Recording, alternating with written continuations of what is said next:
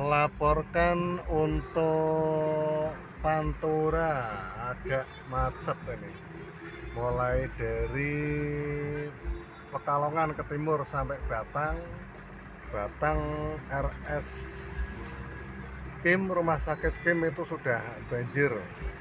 Ini sampai Tulis juga padat merayap, macet ini dikarenakan hujan ya, yang dari semalam nggak reda-reda. Pantura agak banjir ini, ya banjir lah. Untuk pemotor tetap hati-hati karena banyak lubang juga ya di jalur Pantura.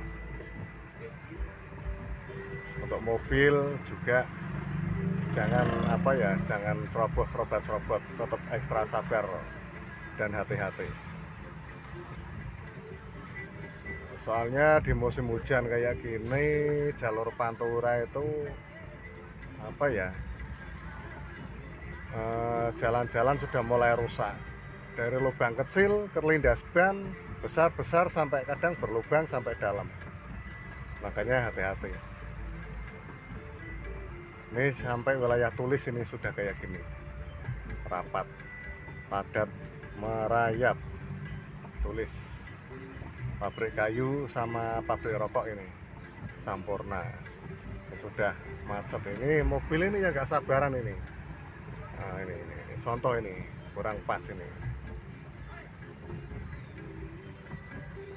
Tulang-tulung apa?